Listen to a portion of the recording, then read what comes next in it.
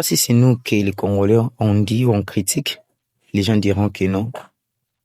Nous changeons toujours les propos.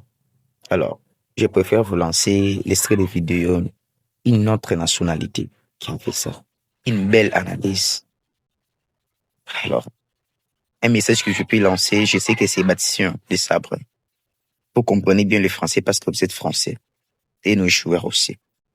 Sachez que non, nous, le peuple congolais, les supporters, on a sacrifié la nuit pour vous supporter. Mais on est d'ici. Ce n'est pas faute des joueurs. Moi, je le dis clairement, ce n'est pas faute de nos joueurs. Mais c'est toi l'entraîneur. Alors, suivez ça. Aujourd'hui, tu t'es fait rouler dessus. Le Congo a été vraiment dans une période délicate et ça a été très dur pour le Congo. Mais ça s'explique aussi que tu n'exploites pas les qualités que tu as. On sait que la RDC est une équipe solide défensivement. C'est votre point fort.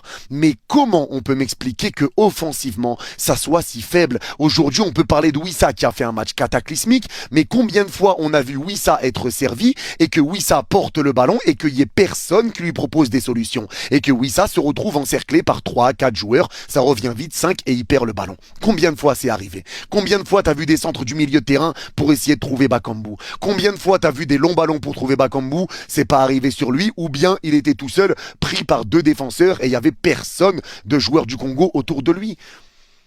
En fait, si tu as ta solidité défensive, si tu es solide défensivement, il faut que tu arrives à rajouter un petit edge en attaque pour tenir défensivement, tenir les assauts adverses et marquer un but. Mais aujourd'hui, on ne l'a pas vu parce que tu as été très mauvais techniquement. Tu as eu énormément de déchets, beaucoup de passes ratées et tu n'as commencé à jouer qu'à partir du but colombien et ça, c'est pas possible.